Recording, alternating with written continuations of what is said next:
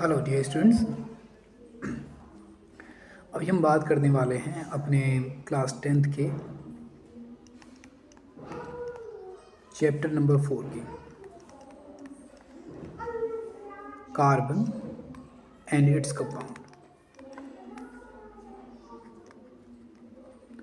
जब भी आप बात करते हैं कार्बन एंड इट्स कंपाउंड की, तो बेसिकली ये चैप्टर एक बहुत ज़्यादा इंपॉर्टेंट क्वेश्चन है और मोस्टली जो क्वेश्चन इससे बनते हैं वो बहुत ज़्यादा इंपॉर्टेंट होते हैं। इवन बहुत सारे क्वेश्चन इससे पूछे भी जाते हैं। जब भी हम कार्बन और इट्स कंपाउंड की बात करते हैं तो नॉर्मली सबसे पहले हमको जो जानने की ज़रूरत है वो कि व्हाट इज़ कार्बन। ठीक, कार्बन क्या है, इसका सिंबल क्या है, इसकी पीरियोडिक टेबल में पोजीशन क्या है, इसका एटॉमिक नंबर क्या होगा, इवन इसका एटॉमिक मास क्या होगा, ये सारी चीज़ें जानने की ज़रूरत है। तो लेट्स से हम इसी से स्टार्ट करेंगे। कार्बन का सिंबल होता है सी, कैपिटल सी, ये होता है कार्बन का सिंबल। ठीक, पीरियोडिक टेबल में अगर इसकी पोजीशन की बात करें तो ये आता है ग्रुप नंबर 14 में। ठीक है, अगर एटॉमिक नंबर की बात करें तो एटॉमिक नंबर इसका 6 होता है। एटॉमिक मास की बात करें तो एटॉमिक मास होता है इसका 12। ठीक है, तो ये थोड़ी सी क्या थी, बेसिक इन्फॉर्मेशन थी जो आपको कार्बन के बारे में पता होनी चाहिए। अगर हम कार्बन को यूँ बनाते हैं और इसका इलेक्ट्रॉनिक कॉन्फ़िगरेशन हम ओल्ड वे में लिखें, जैसे कि एटॉमिक नंबर 6 है तो पहले 2 इलेक्ट्रॉन आएंगे और फिर आएंगे 4 इलेक्ट्रॉन, यानी कि ये अगर कार्बन का न्यूक्लियस है, ये कार्बन का न्यूक्लियस है, तो पहली सेल आएगी ये, जिसके अंदर आप पाएंगे कि यहाँ पर 2 इलेक्ट्रॉन है, 1 और 2। दूसरी जो सेल आएगी वो आएगी ये, जिसके अंदर कितने इलेक्ट्रॉन है, उसके अंदर रहेंगे 4 इलेक्ट्रॉन। तो एज वी नो कि इसकी आउटर मोस्ट सेल में 4 इलेक्ट्रॉन्स हैं। सिमिलरली एवरी एलिमेंट जो होता है try to acquire 8 electrons in their outermost shell. तो इसको भी क्या ज़रूरत पड़ने वाली है, इसको भी 4 मोर इलेक्ट्रॉन की ज़रूरत पड़ने वाली है, यानी कि 4 बॉन्ड बना सकता है। तो हम इसको ऐसे बना सकते हैं, ये 4 हैं और ये 4 बॉन्ड बनाएगा। अब यहाँ पर समझने की बात क्या है कि ये 4 बॉन्ड बनाने के लिए या तो अपने 4 इलेक्ट्रॉन को लूज़ कर दे, ठीक, या फिर 4 इलेक्ट्रॉन ये गेन कर ले। ठीक, इन दोनों प्रोसेस के थ्रू जा सकता है, जिस तरीके से ये यहाँ पर अपनी प्रॉपर्टी को शो करेगा। ठीक, इन चीज़ों को हम बाद में पढ़ेंगे अच्छे से, कुछ ज़्यादा डिटेल में पढ़ेंगे और उसी के बाद हम आगे इसके बारे में बात करेंगे। ठीक है, सबसे पहले हम इसी के कॉन्फ़िगरेशन को समझते हैं या इसके हाइब्रिडाइजेशन को समझते हैं, जो कि कभी कभी यहाँ से क्वेश्चन पूछ लिया जाता है, तो उसके बेसिस पर हम थोड़ी सी बात कर लेते हैं। Alright, let's start. ये रहा कॉन्फ़िगरेशन कार्बन, ये रहा एटॉमिक नंबर 6, और हम बात करेंगे अभी फिलिंग ऑफ इलेक्ट्रॉन्स की अकॉर्डिंग टू ऑफ-वो प्रिंसिपल। ठीक, अब वो प्रिंसिपल्स के बेसिस पे बात करेंगे। अगर हम यहाँ पर बात करते हैं आवो प्रिंसिपल की, तो कुछ चीज़ें हैं जो तुमको याद रखनी है कि आवो प्रिंसिपल की जो मेन कॉन्सेप्ट है वो है कि भाई जो इलेक्ट्रॉन्स फिल होते हैं किसी भी एटम के अंदर, फिलिंग ऑफ इलेक्ट्रॉन जो होती है, फिलिंग ऑफ इलेक्ट्रॉन्स जो होती हैं किसी भी एटम में, in any atoms, that is from lower energy to higher energy.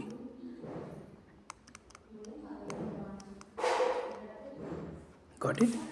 तो अगर मैं कार्बन का लिखता हूँ कॉन्फ़िगरेशन, तो इसमें सबसे पहले ऑर्बिटल आएगी 1s2, फिर आएगी 2s2 और फिर आ गई 2p2। यानी कि अगर हम इसको ध्यान से देखें एक बार तो हमको क्या पता चलेगा कि ये जो ऑर्बिटल है ये इसकी आउटर मोस्ट ऑर्बिटल है,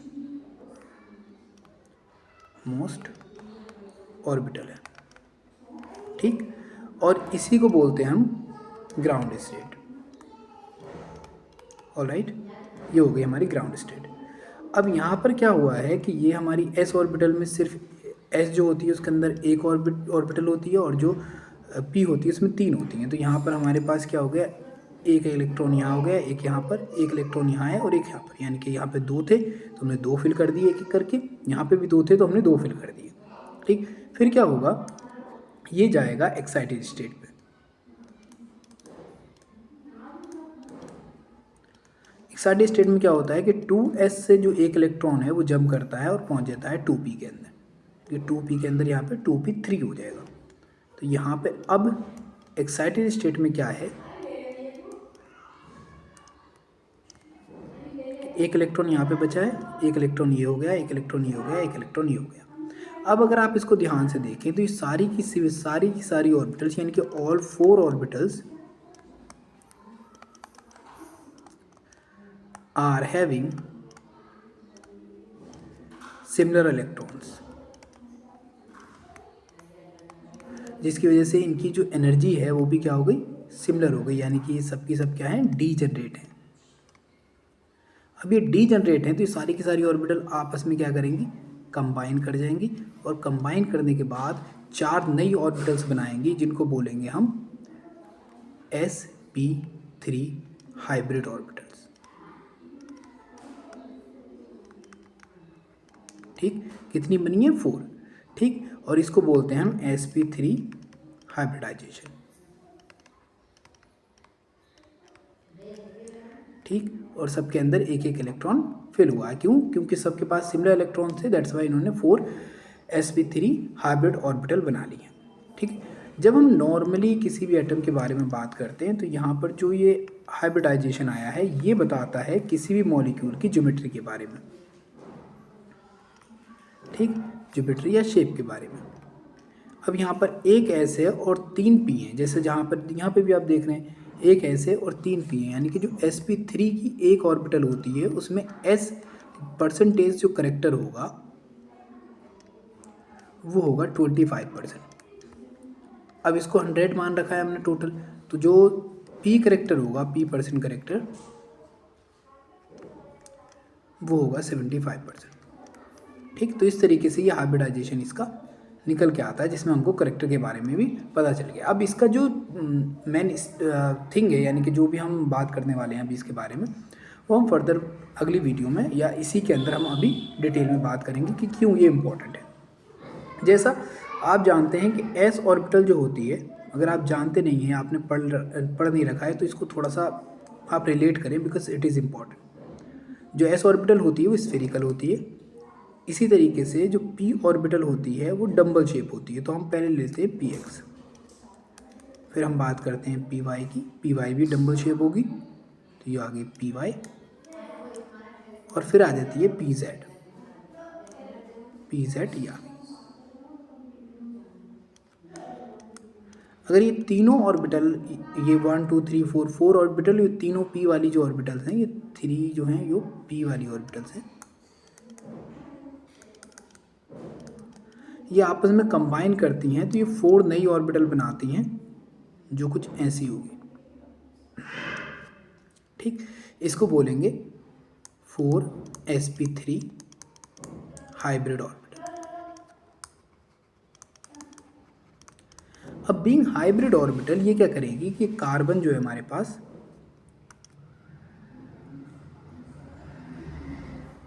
okay let me change the pen,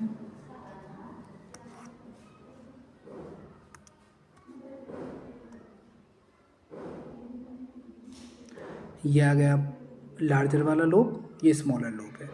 इसी तरीके से एक लोब ये आ गया 4th का, एक लोब ये आ गया और एक ही आ गया, ठीक। इसमें जो बड़ी वाली जो लोब होती है इसको बोलते हैं बॉन्डिंग ऑर्बिटल या बॉन्डिंग लोब, और इसको बोलते हैं, ये जो है इसको बोलते हैं एंटी बॉन्डिंग, याद क्या रखना है कि ये बॉन्ड बनाने के लिए ज़रूरी है और ये बॉन्ड को तोड़ने के लिए है।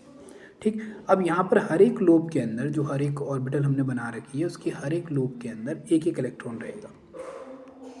ठीक, और ये सारी की सारी ऑर्बिटल एक दूसरे से एक रिलेटिव एंगल पर रहती हैं जिसको बोलते हैं 109 डिग्री 28 मिनट्स, या फिर इसको आप देखेंगे 109.5 डिग्री।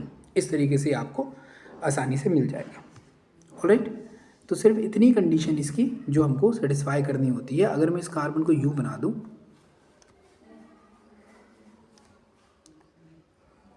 ये मैंने फ्रंट में लिया है, डार्कर वाला आउट ऑफ स्क्रीन है, और ये जाएगा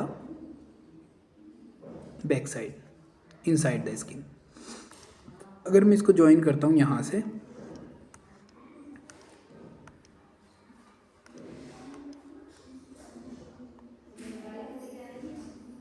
कुछ ऐसे,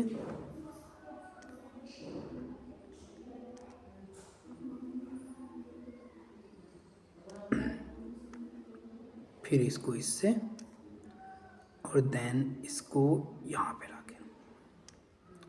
ठीक है, इस तरीके से अगर आप इसको ध्यान से देखें देन यू विल फाइंड कि हम क्या बोलने की कोशिश कर रहे हैं।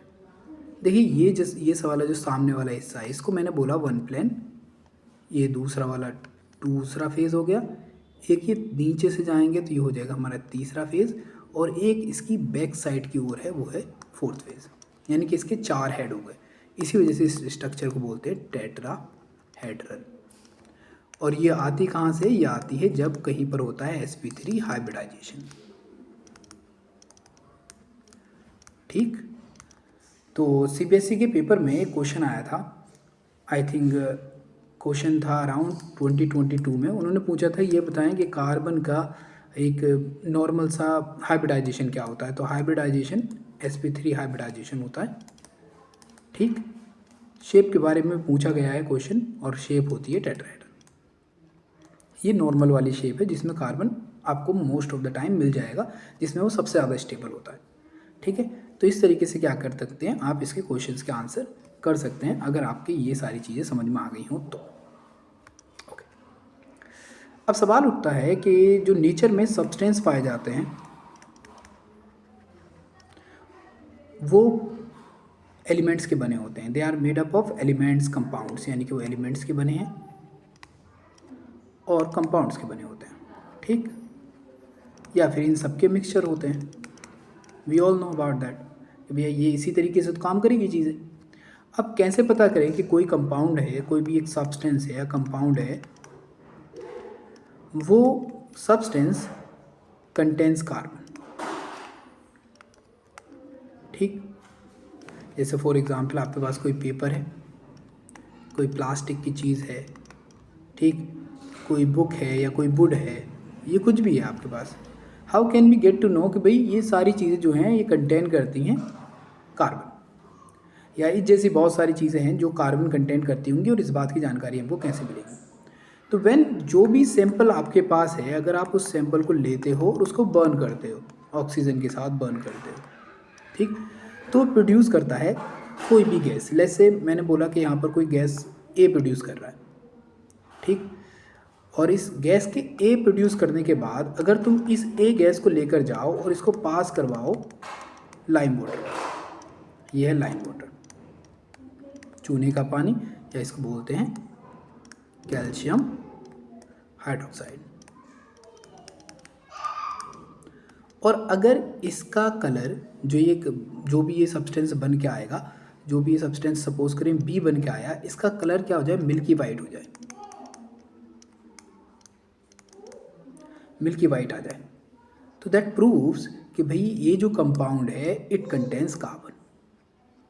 अब इसी चीज़ को समझ लेते हैं कि ये जो हमने सारी अभी बातें की हैं ये सारी चीज़ें काम कैसे कर रही हैं। ठीक है, तो लेट्स से जब भी कोई कार्बन कंटेनिंग कंपाउंड को ऑक्सीजन के साथ बर्न किया जाता है तो वो देता है CO2, और साथ में निकलती है हीट, या फिर हम बोल सकते हैं लाइट।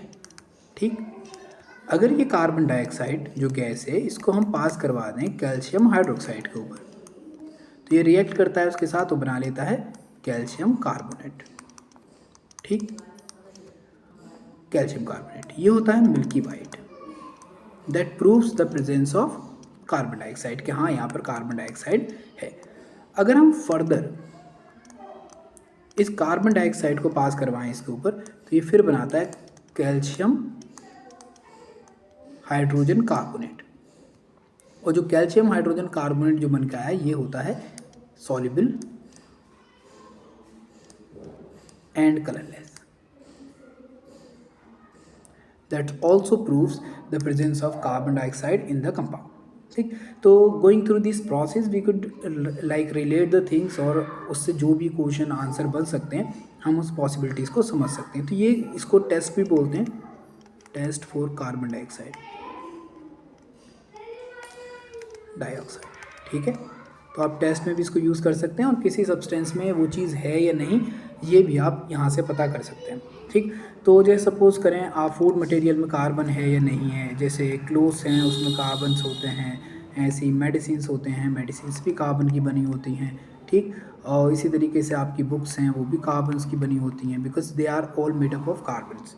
ठीक, और इसके अलावा बहुत सारी चीज़ें होंगी जो कार्बन की बनी होंगी, तो आप उसके आधार पे, उसके बेसिस पर उसका पता लगा सकते हो कि how the things really contains carbon.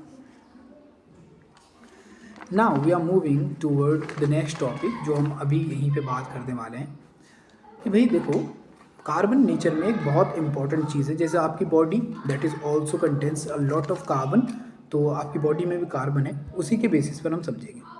ठीक, अगर हम बात करते हैं अर्थ क्रस्ट की, ठीक, तो अर्थ क्रस्ट में जो कार्बन होता है वो पाया जाता है in the form of carbonates, hydrogen carbonates. ठीक, even we can say like cyanides, isocyanides. ठीक है, ये सारी इन सॉलिड फॉर्म्स में पाया जाता है अर्थ क्रस्ट के अंदर। ठीक है, जैसे कोल है, पेट्रोलियम है। ठीक, और इसकी परसेंटेज होती है अराउंड 0.02%, बस इतना सारा जो अर्थ क्रस्ट में पाया जाता है। ठीक है, अगर हम बात करते हैं एटमॉस्फेयर में, तो एटमॉस्फेयर में ये थोड़ा सा ज़्यादा पाया जाता है, that is around 0.03% in the form carbon dioxide, CO carbon monoxide, या फिर बहुत सारी गैसेस होती हैं, मीथेन होती है, C2H4 होती है, C2H6 होती है, C2H2 होती है। ये सारी गैसेस की फॉर्म्स में ये नेचर के अंदर भी बहुत अधिक मात्रा में पाया जाता है। ठीक, तो जो क्या है थोड़ी सी इससे ज़्यादा है, यानी कि जब इससे लगभग 0.01% ज़्यादा है, तो इन्वायरमेंट में नॉर्मली ये सबसे ज़्यादा पाया जाने वाला कंपाउंड है। Alright, okay, now we are moving toward to understand some more thing about the carbon. जब हम कार्बन की बात करते हैं तो इसमें सबसे ज़्यादा इंपॉर्टेंट बात ये हो जाती है कि भाई कार्बन में किस तरह की बॉन्डिंग पाई जाती है। तो हम बॉन्डिंग को समझ लेते हैं अभी, क्योंकि बॉन्डिंग के बेसिस पर ही हम आगे बढ़ेंगे। इन द लास्ट चैप्टर जब हम पढ़ रहे थे मेटेलिक और नॉन मेटेलिक, ठीक, मेटल्स एंड नॉन मेटल्स के बारे में जब हम स्टडी कर रहे थे, तो हमने वहाँ पे एक बॉन्ड पढ़ा था, आयनिक बॉन्ड। ठीक है, आयनिक बॉन्ड के बारे में हमने वहाँ पे डिस्कस किया। ठीक, उसी आयनिक बॉन्ड के बारे में हम क्या बात कर रहे थे कि भाई जो भी कोई मेटल होती है वो क्या करती है, अपने इलेक्ट्रॉन लूज़ करती है और अपने आप को कन्वर्ट कर लेती है कैटायन में, यानी कि transfer of electron, transfer of electrons. ठीक, और किस में कन्वर्ट कर दिया उसने, कैटायन में कन्वर्ट कर दिया। सिमिलरली अगर कोई नॉन मेटल है वो क्या करती है, इलेक्ट्रॉन गेन करती है और ख़ुद को कन्वर्ट कर लेती है एनायन में, इसे बोलते हैं गेन ऑफ इलेक्ट्रॉन। ठीक, अब ये कैटायन जो हमारे पास कैटायन है और जो एनायन है, ये अपोजिट चार्ज होने की वजह से एक दूसरे को अट्रैक्ट करते हैं और फॉर्मेशन होता है यहाँ पर एक कंपाउंड का, जिस कंपाउंड को बोलते हैं आयनिक बॉन्ड, आयनिक कंपाउंड। और इनके बीच में जो इन दोनों को बांधे रखेगा, मेटल को और नॉन मेटल को, उस फोर्स को, जो फोर्स है जो इनको बांध के रखे हुए है, उस बॉन्ड को या फोर्स को हम क्या बोल देते हैं, बॉन्ड या फोर्स। ठीक, उस फोर्स को या बॉन्ड को क्या बोल देते हैं हम, आयनिक बॉन्ड। ठीक, या फिर स्टैटिक फोर्स ऑफ अट्रैक्शन। ठीक है, इस तरीके से हम यहाँ पर इस चीज़ को समझ चुके थे। ठीक, लेकिन अब सवाल उठता है कि जब हम बात कर रहे हैं यहाँ पर किसकी, हम बात कर रहे हैं यहाँ पर कि भाई चलो आयनिक बॉन्ड तो मेटल नॉन मेटल के बीच में पाए जा रहे हैं। ठीक, केस के लिए सबसे बड़ी कंडीशन ये है कि आपके पास एक मेटल होनी चाहिए और दूसरी नॉन मेटल होनी चाहिए, तभी ये चीज़ पॉसिबल है और ये पॉसिबल हो पाएगी। ठीक, लेकिन कार्बन जो है, कार्बन क्या है, एक नॉन मेटल है। ठीक, अगर ये बॉन्ड बनाएगी तो इसकी बॉन्डिंग कैसी होगी, यानी कि इसकी बॉन्डिंग का नेचर क्या होगा। ठीक, तो कार्बन के बारे में हम सब कुछ जानने से पहले हम कुछ चीज़ें और समझ लेते हैं। जैसे कार्बन जो है ये पुअर कंडक्टर ऑफ इलेक्ट्रिसिटी है।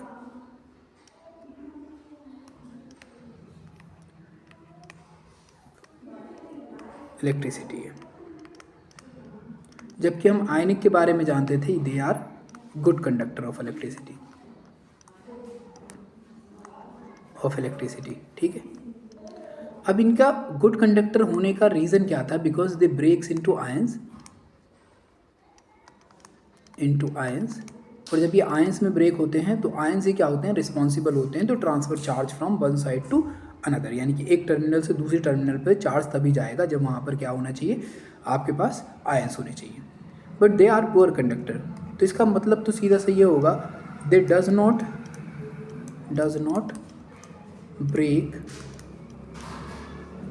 Carbon do not break into ions, यानी कि यहाँ पर आयंस का फॉर्मेशन होता ही नहीं होगा, that's why they are poor conductors. अब हमने एक दूसरी चीज़ देखी थी, जो आयनिक कंपाउंड होते हैं they have high melting point and boiling point. उसका मेन रीज़न था हमारे पास strong force between the ion, यानी कि जो दो एटम्स हैं, यानी कि एक मेटल है और एक नॉन मेटल है, यानी कि मेटल और नॉन मेटल के बीच में एक बहुत स्ट्रॉन्ग फोर्स काम कर रहा है जिसको बोल रहे हैं इलेक्ट्रोस्टैटिक फोर्स। तो उन्हें तोड़ने के लिए या उन्हें एक दूसरे से सेपरेट करने के लिए हमको बहुत ज़्यादा एनर्जी देनी पड़ेगी, ठीक, जिसकी वजह से क्या होगा कि हम उन मॉलिक्यूल्स को एक दूसरे से अलग कर देंगे। तो दैट्स द मेन रीज़न कि भाई ये जो कंपाउंड्स हैं, ये जो आयनिक कंपाउंड्स हैं, they have high melting and boiling points. But in case of carbon के कंपाउंड के केस में क्या होता है, दे have low melting point and boiling point. Reason, because the intermolecular force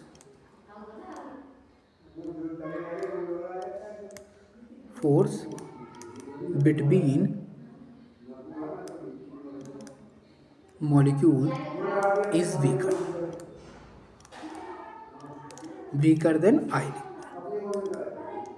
ionic force, यानी कि आयनिक फोर्स की कंपेयर में वो क्या होता है, वीकर होता है। दैट्स वाई इनका मेल्टिंग पॉइंट और बॉइलिंग पॉइंट क्या हो जाता है, वीकर हो जाता है। अब आप ऐसे सोचिए, देखिए अगर ये कोई पॉजिटिवली चार्ज है, ठीक, तो इसकी इस साइड में निगेटिव आए उसको भी सेम अट्रैक्शन, इस साइड में निगेटिव हो उसको भी सेम अट्रैक्शन, यहाँ भी सेम अट्रैक्शन, यहाँ भी सेम अट्रैक्शन। बट अगर कोई आयन फॉर्म ही ना करता हो, जैसे कार्बन है, या आयन फॉर्म नहीं कर रहा है, तो इसकी जो साइडों में कार्बन होंगे उनको एज सच इतना स्ट्रॉन्ग अट्रैक्शन फोर्स महसूस नहीं होगा जितना स्ट्रॉन्ग अट्रैक्शन फोर्स किसी आयनिक स्पीसीज में होता है, ठीक। तो इनके बीच में फोर्स ऑफ अट्रैक्शन क्या है, मॉलिक्यूल्स के बीच में फोर्स ऑफ अट्रैक्शन क्या होता है, कार्बन के बहुत ज़्यादा वीकर होता है। That's why they are not good, they do not have the strong melting point and boiling point. अब बात कर लेते हैं हम रिएक्टिविटी की। ऐसे जैसे कि हम जानते हैं शुरू से कि कोई भी एटम जो होगा, कोई भी एटम है, try to acquires 8 electrons in their outermost shell।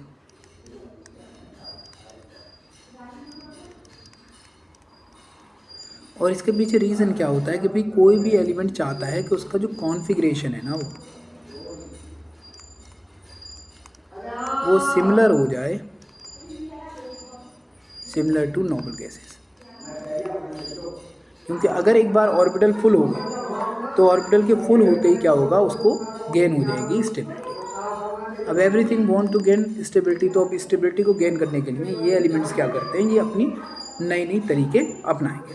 ठीक, तो होता क्या है कि जैसे हम जानते हैं कार्बन ये है हमारा, इसका 2 और 4, ये रहा 4 कॉन्फ़िगरेशन, यानी कि जो आउटर मोस्ट सेल है उसमें 4 इलेक्ट्रॉन्स हैं। अब इन 4 इलेक्ट्रॉन से एक काम तो ये कर सकता है कि ये मेरे पास कार्बन था, ऑलराइट, ये क्या करे, 4 इलेक्ट्रॉन गेन कर ले। ये 4 इलेक्ट्रॉन गेन करेगा तो ये हो जाएगा 4-, यानी कि हमारे पास फॉर्म हो गया एनायन। ठीक, इस कार्बन के पास नंबर ऑफ प्रोटॉन कितने, 6, नंबर ऑफ इलेक्ट्रॉन्स कितने, 6, इसके पास नंबर ऑफ प्रोटॉन कितने हो गए, 6, और नंबर ऑफ इलेक्ट्रॉन हो गए अब 10। एज वी नो कि यहाँ पर नंबर ऑफ इलेक्ट्रॉन कितने हो चुके हैं, 10 हो चुके हैं, जो कि बहुत ज़्यादा हैं 6 की कंपेयर में। यानी कि न्यूक्लियस जो 6 प्रोटॉन है वो इन 10 इलेक्ट्रॉन्स को स्टेबल नहीं कर पाएंगे, not capable to hold electrons, और कितने, 4 ज़्यादा इलेक्ट्रॉन्स हैं, जिसकी वजह से वो होल्ड नहीं कर पाएंगे। दैट्स वाई एनायन का बनना तो लगभग इम्पॉसिबल है। अब हम दूसरा तरीका देख लेते हैं। दूसरे तरीके में क्या है कि भाई, दूसरे तरीके के अंदर तुमको क्या करना है कि आपके पास एक कार्बन है, उसके पास क्या है, यहाँ पर प्रोटॉन है 6, इलेक्ट्रॉन है 6, ये क्या करता है, अपने 4 इलेक्ट्रॉन लूज कर दे, तो यहाँ पे प्रोटॉन बच गए 6 और इलेक्ट्रॉन बच गए 2।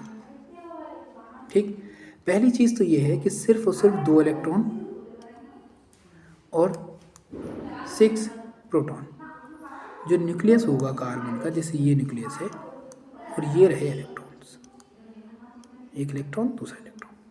अब 6 प्रोटॉन यानी कि इसके ऊपर चार्ज आ चुका है 4 पॉजिटिव का, ये इन इलेक्ट्रॉन्स को बहुत तेज़ी से अंदर की ओर अट्रैक्ट कर लेगा, जो इसको बहुत ज़्यादा अनस्टेबल बना देगा।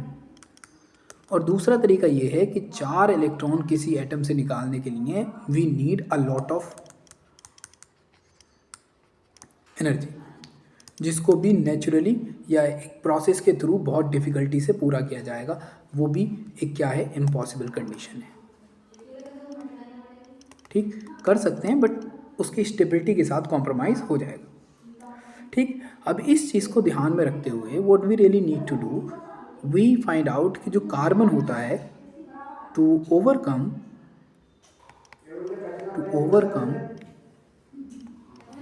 सच condition, it share the electrons with other carbon and other elements to form bonds। ठीक, जैसे ये सल्फर के साथ बॉन्ड बनाता है, क्लोरीन के साथ बनाता है, ब्रोमीन के साथ बनाता है, ये ऑक्सीजन के साथ बनाता है, फॉस्फोरस के साथ बनाता है, और बहुत से एलिमेंट हैं, हाइड्रोजन वगैरह, इस सब के साथ क्या करता है, बॉन्ड बनाता है। और कैसे बनाता है, बाय शेयरिंग। यानी कि जैसे सपोज करो, लेट्स से हम बात ही कर लेते हैं कि जैसे शेयरिंग के साथ क्या मतलब होता है कि अगर कार्बन एक इलेक्ट्रॉन किसी को देगा, ठीक, तो वो स्पीसीज़ भी क्या करेगी, एक इलेक्ट्रॉन इसको देगी। ठीक, और जब ये एक्सचेंज करेंगे तो ये जो कार्बन के जो इलेक्ट्रॉन्स हैं, जब आप इनको काउंट करेंगे, जैसे लेट्स से ये है,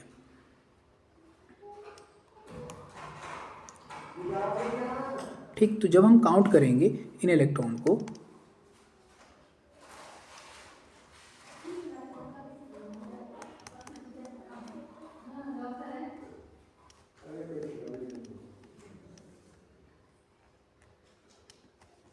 तो हम यहाँ पर सारे के सारे इलेक्ट्रॉन काउंट करेंगे। लेट्स से अगर मैं बात करता हूँ कार्बन के पास अब कितने इलेक्ट्रॉन हैं, तो यहाँ पर 1 2 3 4 5 6 7 8, इसके पास 8 इलेक्ट्रॉन हो गए।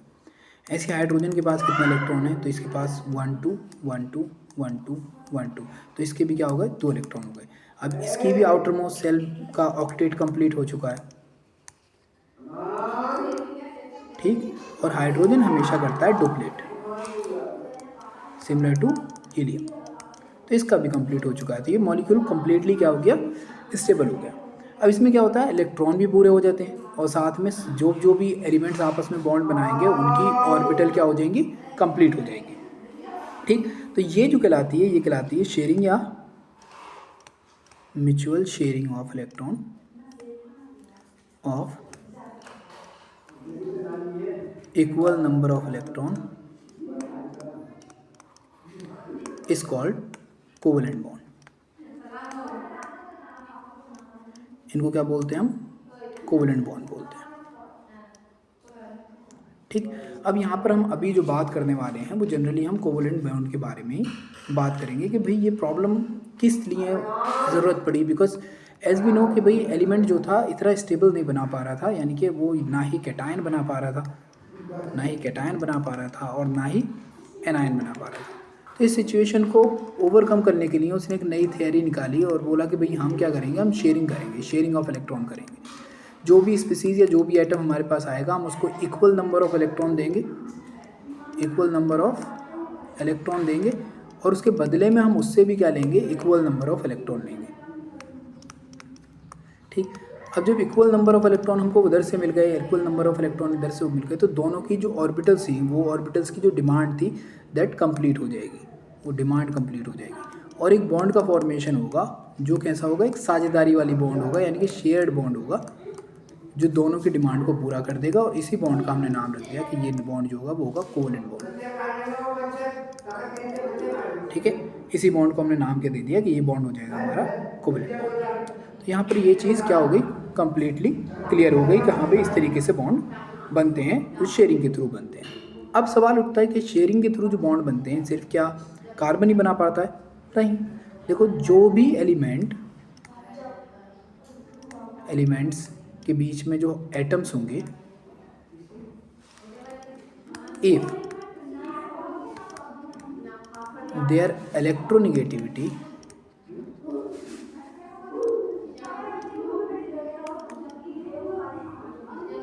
इज लो या electronegativity difference is low, then इस कंडीशन में क्या होता है, कोवेलेंट बॉन्ड का फॉर्मेशन होता है। या तो सिमिलर एलिमेंट हो, एक तो सिमिलर एलिमेंट हो, एलिमेंट्स के एटम्स हो, ठीक। या फिर दूसरी चीज़ हम मान सकते हैं कि यहाँ पर उनकी जो इलेक्ट्रोनेगेटिविटी डिफरेंस है वो क्या होना चाहिए, इलेक्ट्रोनेगेटिविटी डिफरेंस जो है वो अलग होना चाहिए। ठीक, तो इस तरीके से हम इस चीज़ को समझ पाएंगे। Got it. चलो, इलेक्ट्रोनेगेटिविटी डिफरेंस मान लेते हैं लगभग ये होना चाहिए 1.2 या इतने के समथिंग होगा, या इससे कम होगा तो बेटर रहते हैं चांसेस। बाकी इससे ऊपर जैसे बढ़ते हैं हम जाके नॉर्मली कुछ बुक्स में मिलेगा तुमको 0.9 और कुछ में 0.8 मिल जाएगा। ऑलराइट, चलो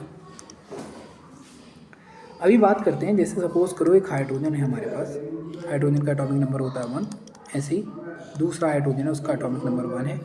इसको अगर हम लिखते हैं तो के सेल के अंदर 1 इलेक्ट्रॉन आता है और इसके भी के सेल के अंदर क्या आता है, 1 इलेक्ट्रॉन आता है, यानी कि हाइड्रोजन का एटम कुछ ऐसा होगा।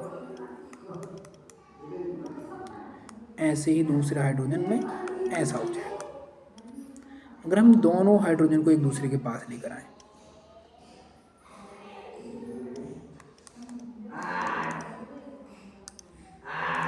दोनों का एक इलेक्ट्रॉन आया।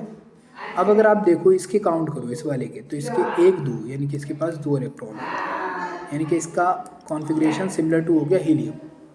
इसकी बात करें, इसके पास भी 2 इलेक्ट्रॉन काउंट होंगे और इसका भी सिमिलर हो गया हीलियम के। और इसके बीच में जो बॉन्ड बना है, ये जो बॉन्ड बना है due to shared of 1 electron pair, तो इसको बोलते हैं हम सिंगल कोवेलेंट बॉन्ड। ठीक है, रिप्रेजेंट करते हैं इसको सिग्मा से। Alright, now let's move to the next. अब सिमिलरली ये शेयर्ड इलेक्ट्रॉन पेयर था, उसके बीच में हमने एक बार लगाया और हमने उसको डिनोट कर दिया कि भाई ये क्या हो गया, सिंगल कोवेलेंट बॉन्ड हो गया। अब हम बात करते हैं अगले एलिमेंट की कि चलो ठीक है, अगर हम बात करें क्लोरीन की, तो ये रही क्लोरीन। Atomic number 17। ये रहा दूसरा क्लोरीन, एटॉमिक नंबर 17। कॉन्फ़िगरेशन होगा 287, यहाँ पे भी 287, यानी कि जो बाहर वाली ऑर्बिटल है, जो आउटर मोस्ट ऑर्बिटल है यहाँ पर, उसमें इसके भी कितने हैं 7 इलेक्ट्रॉन हैं और इसके भी कितने हैं 7 इलेक्ट्रॉन हैं। If any how it gain 1 electron from any one, तो इसकी जो होगा पूरे के पूरे 8 इलेक्ट्रॉन हो जाएंगे। यानी कि अगर हम Cl को 1 इलेक्ट्रॉन दे दें तो Cl कुछ ऐसा दिखता है, 1 2 3 4 5 6 और 1 7। ऐसे सिमिलरली दूसरा एटम होगा, वो ऐसा दिखेगा, 1 2 3 4 5 6 7। अगर ये दोनों एटम एक दूसरे के पास आ गए, कुछ ऐसे, ठीक, और एक एक इलेक्ट्रॉन शेयर कर लें, बाकी हम ऐसे रख देंगे, ठीक। तो अब आप इसको ध्यान से देखो एक बार। अगर इस क्लोरीन की बात करूँ तो इस क्लोरीन के पास 8 इलेक्ट्रॉन पूरे हो चुके हैं। इस वाली क्लोरीन की बात करूँ, इसके पास भी 8 इलेक्ट्रॉन पूरे हो गए, यानी कि ऑक्टेट यहाँ भी कंप्लीट है और ऑक्टेट यहाँ भी कंप्लीट है, ठीक। अब इसके बीच में क्या हुआ है, 1 इलेक्ट्रॉन पेयर इज शेयर्ड, ठीक। उस कंडीशन में क्लोरीन दूसरी क्लोरीन के साथ एक सिंगल बॉन्ड का फॉर्मेशन करती है बाय शेयरिंग 2 इलेक्ट्रॉन्स, ठीक है। अब ये शेयर्ड होने की वजह से इनके बीच में जो बॉन्ड फॉर्म हुआ है, इसको बोलते हैं सिंगल कोवलेंट बॉन्ड, जो हमने अभी बात की थी। रिप्रेजेंट करते हैं इसको सिग्मा से। अब बात करते हैं हम लेट्स से ऑक्सीजन के बारे में। तो हम जानते हैं ऑक्सीजन ये है O, एटॉमिक नंबर है 8, ऐसी दूसरी ऑक्सीजन है, एटॉमिक नंबर है 8, कॉन्फ़िगरेशन होगा 2 6, यानी कि यहाँ पे आ गया 2 और 6। यहाँ पे इसको रिक्वायरमेंट को अगर हम ध्यान से देखें तो इसके पास जो है 6 इलेक्ट्रॉन है, यहाँ पर भी 6, यानी कि इसको चाहिए हैं 2 इलेक्ट्रॉन्स और इसको भी चाहिए हैं 2 इलेक्ट्रॉन, ठीक। दोनों को 2 2 इलेक्ट्रॉन रिक्वायर्ड।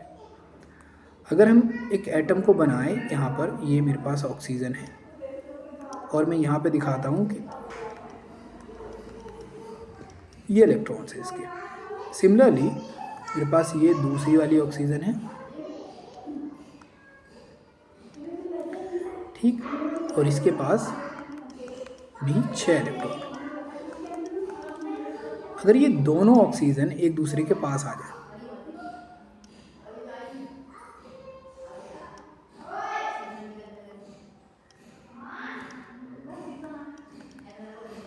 ठीक है, और ये शेयर्ड कर लें अपने 2 2 इलेक्ट्रॉन, यूँ कुछ, ठीक। तो इनके बीच में क्या हुआ है, यहाँ पर 2 pair of electrons are shared, ठीक। 2 पेयर ऑफ इलेक्ट्रॉन शेयर्ड हो गए, ठीक। जिसका रीज़न क्या है कि एक ऑक्सीजन ये है जो 2 बॉन्ड बना रही है दूसरे ऑक्सीजन के साथ, ठीक, और साथ में ये रहे लोन पेयर, ठीक। इस तरह का जो बॉन्ड फॉर्म होता है इसको बोलते हैं डबल कोवलेंट बॉन्ड, ठीक, डबल कोवलेंट। अब डबल में पहला बॉन्ड जो होगा वो सिग्मा होगा, लेकिन दूसरे बॉन्ड को बोलते हैं पाई, ठीक। दूसरे बॉन्ड को क्या बोल देंगे हम, पाई बॉन्ड बोल देंगे। और ये कैटेगरी आ गई हमारी डबल बॉन्ड की, because 2 electron pairs are being shared. अब बात करते हैं हम नाइट्रोजन की लेस से। ये रहा हमारा नाइट्रोजन, और नाइट्रोजन के अंदर क्या है, यहाँ पर 7 इलेक्ट्रॉन है और दूसरे नाइट्रोजन के पास भी 7, इसको लिखेंगे 2 5 और यहाँ पर होगा 2 5। अब इसकी रिक्वायरमेंट है 3 इलेक्ट्रॉन्स की और इस वाले एटम की भी रिक्वायरमेंट है 3 इलेक्ट्रॉन्स की, ऑलराइट। अगर मैं नाइट्रोजन यहाँ पे बनाऊँ और ये रहा मेरा एटम, ऐसे ही नाइट्रोजन यहाँ पे बनाया और ये रहा मेरा इसके बाहर का सर्किल, तो अगर मैं आउटर मोस्ट सेल वाले इलेक्ट्रॉन जो है हमारे पास, अगर मैं उनको भरता हूँ 1 2 3 1 2 5 हो गए, यहाँ पर 1 2 3 और 1 2, ये भी 5 हो गए। अब ये दोनों एटम अगर एक दूसरे के पास आ गए कुछ इस तरीके से,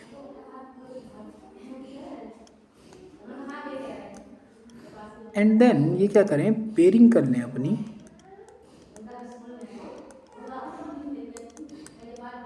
तीन तीन इलेक्ट्रॉन के। तो इनके बीच में जो अभी शेयर्ड हुए हैं वो शेयर होने वाले नंबर ऑफ पेयर कितने हैं? 3 पेयर हैं। इसे बोलते हैं हम ट्रिपल कोवलेंट बॉन्ड। ठीक, इसमें क्या होता है कि पहला बॉन्ड जो होता है वो सिग्मा, दूसरा पाई और तीसरा वाला भी क्या होता है? पाई होता है। तो इस तरीके से यहाँ पर आप जब देखेंगे तो यहाँ पे सिग्मा पाई पाई यानी कि एक सिग्मा और 2 पाई होते हैं, और इसी बॉन्ड को हम क्या बोलते हैं? Triple covalent bond. कट। इस तरीके से क्या है, आप यहाँ पर नंबर ऑफ बॉन्ड्स के बारे में पता लगा सकते हैं, और हर एक बॉन्ड के अंदर तुमको जो चीज़ याद रखनी है वो यही है कि भाई यहाँ पर कितने बॉन्ड्स का फॉर्मेशन होगा। ऐसे एक मॉलिक्यूल है जिसकी बात करते हैं हम CH4 की, नाम होता है इसका मिथेन। ठीक, इसका नाम क्या है? मिथेन नाम है इसका। ये कार्बन एटॉमिक नंबर 2 और ये है 2 और 4 यानी कि आउटर मोस्ट में 4 है। ये रहे हमारे पास 4 हाइड्रोजन। हम सब के बारे में जानते हैं, हर एक के पास एक एक इलेक्ट्रॉन होता है, और ये आ गया 1 1 1 1 यानी कि यही आउटर मोस्ट सेल है। अगर हम बात करें कार्बन की तो कार्बन कुछ ऐसा दिखेगा और 4 हाइड्रोजन कुछ ऐसे दिखेंगे।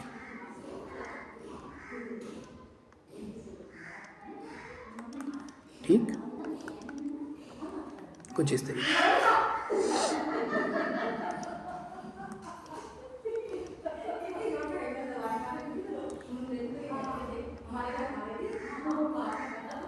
And then they combine and form carbon.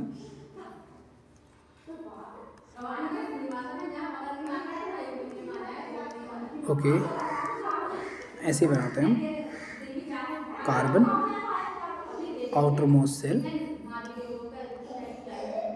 एक हाइड्रोजन, दूसरा hydrogen, third one and fourth. ठीक है, अब हर एक हाइड्रोजन के पास कितने इलेक्ट्रॉन थे? 1 इलेक्ट्रॉन था। ठीक, तो हर एक हाइड्रोजन अपना एक एक इलेक्ट्रॉन लेकर आया, इसका ये आ गया, इसका ये आ गया। ठीक, और कार्बन भी 4 इलेक्ट्रॉन लेकर आया, हमने डॉट की फॉर्म में बना दिया। ठीक है, ये हमारे पास एक ऑर्बिटल बनी। अब अगर हम इसको ध्यान से देखते हैं तो हम बना सकते हैं कि भाई ये कार्बन है, ये एक हाइड्रोजन से जुड़ा है इधर, एक हाइड्रोजन से जुड़ा है इधर, एक हाइड्रोजन से इधर और एक हाइड्रोजन से इधर। ठीक, इस तरीके से जो स्ट्रक्चर बन के आई, इसके अंदर हमको कितने सिग्मा बॉन्ड है? एक सिग्मा, दूसरा, तीसरा और 4, यानी कि हमारे पास 4 सिग्मा बॉन्ड बने। तो हमारी जो मीथेन की स्ट्रक्चर होती है उसके अंदर क्या होते हैं? 4 सिग्मा बॉन्ड पाए जाते हैं, जिसको आप बड़े ध्यान से देख सकते हैं।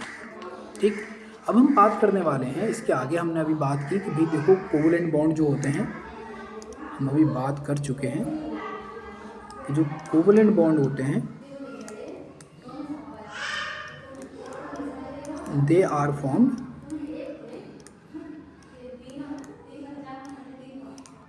by mutual sharing of electrons between atoms। ठीक, अब बात कर लेते हैं इनके टाइप्स की। तो हमने इनके टाइप्स के केस में बात की थी कि भाई ये जो होते हैं 3 टाइप के होते हैं। एक होते हैं जिसको हमने बात किया, बोला था सिंगल कोवलेंट बॉन्ड। कब बनता है? जिसको हम डिनोट करते हैं सिग्मा से। कब बनता है? जब 1 इलेक्ट्रॉन पेयर शेयर हो बिटवीन द एटम। ठीक, अब दूसरा आता है हमारा double covalent bond.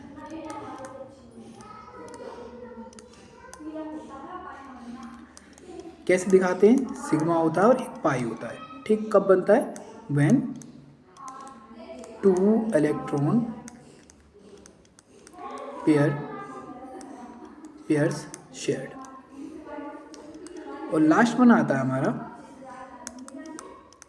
Triple covalent bond.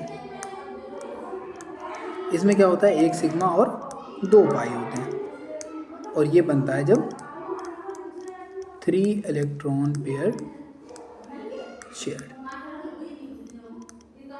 Alright, तो in such condition we get to know कि भाई क्या क्या चीज़ें हैं जिसके बारे में हम यहाँ से जान सकते हैं, और कौन कौन सी ऐसी इम्पॉर्टेंट इन्फॉर्मेशन थी जिसकी वजह से यहाँ पर हमको ये सारी चीज़ें मिली। एक बात और याद रखना, कोवलेंट बॉन्ड जो होते हैं नॉन आयोनाइजेबल होते हैं, ये आयंस में ब्रेक नहीं होते, इसी वजह से they are poor conductor of electricity.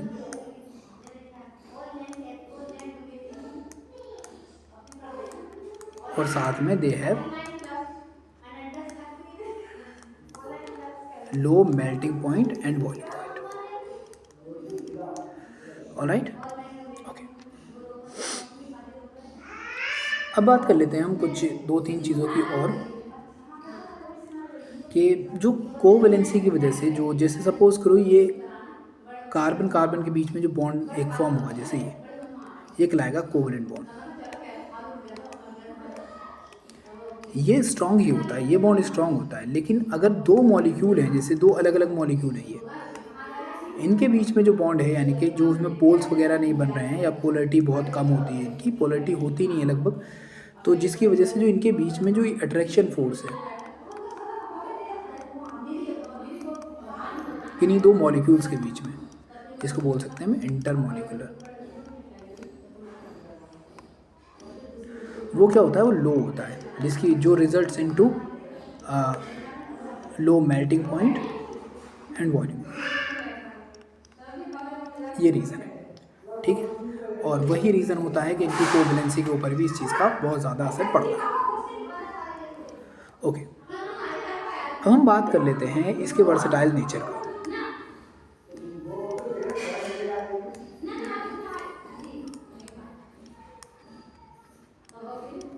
अगर तुम ध्यान से देखो एक बार, तो कार्बन जो है वो एक ऐसा एलिमेंट है जो जितनी भी लिविंग बीइंग्स हैं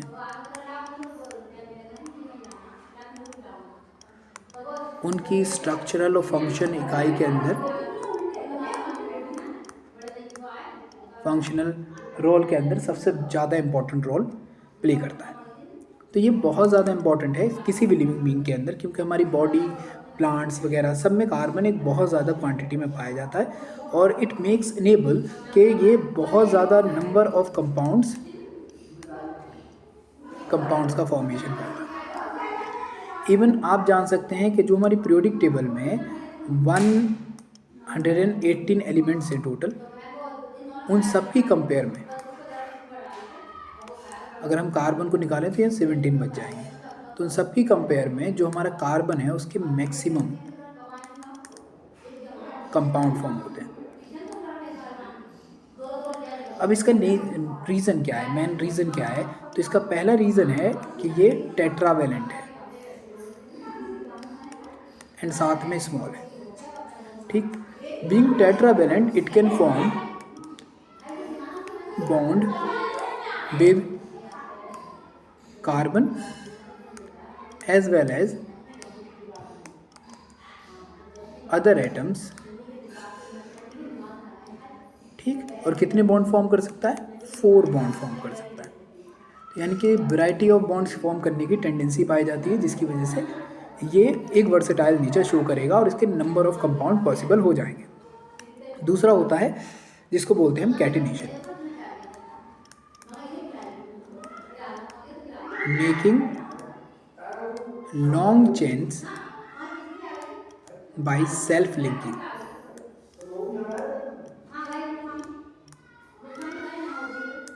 सेल्फ लिंकिंग के थ्रू क्या करते हैं, एक लंबी लंबी चेन्स का फॉर्मेशन कर लेते हैं, यानी कि एक कार्बन से दूसरा कार्बन जुड़ता जाएगा और बहुत लंबी लंबी चेन्स बन जाएंगी। और ये चेन जो होती है कार्बन की, ये आप मान सकते हैं कि ये 100 से लेकर 1000 तक भी जा सकती हैं, और उससे भी ज़्यादा लंबी लंबी चेन्स हो सकती हैं जिनका मॉलिक्यूलर मास बहुत ज़्यादा हो सकता है, ठीक। ये कुछ चीज़ें थी जो कार्बन को बहुत ज़्यादा इनेबल या बहुत ज़्यादा एडवांस बना देती हैं फॉर्मेशन के अंदर। तो पहला है टेट्रावेलेंसी, ये टेट्रावेलेंट है, और दूसरी चीज़ है catenation.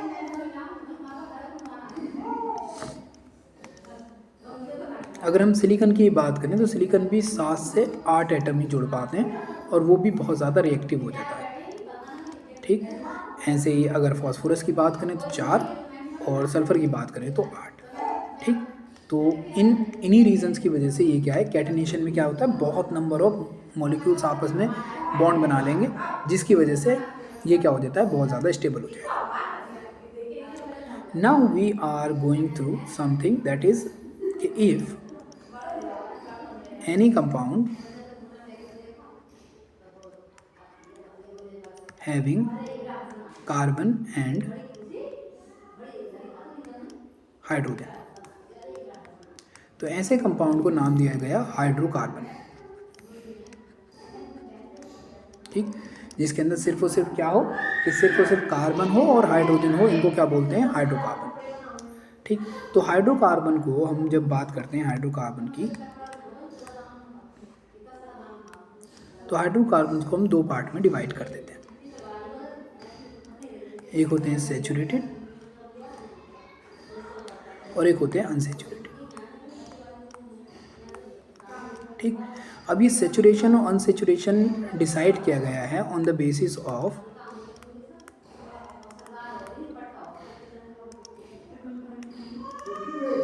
Different types of bonds between carbon and hydrogen. ठीक, तो कार्बन और हाइड्रोजन के बीच में जो टाइप ऑफ बॉन्ड्स पाए जाते हैं उनके बेसिस पर हम इनको डिसाइड करते हैं। अब बॉन्ड्स कौन कौन से हो सकते हैं कि भाई देखो, एक तो सिंगल बॉन्ड ही हो सकता है, या फिर डबल बॉन्ड हो सकता है, या फिर ट्रिपल बॉन्ड हो सकता है। ठीक है, इसके बेसिस पर आप डिसाइड कर सकते हो कि यहाँ पर क्या होने वाला है। ओके।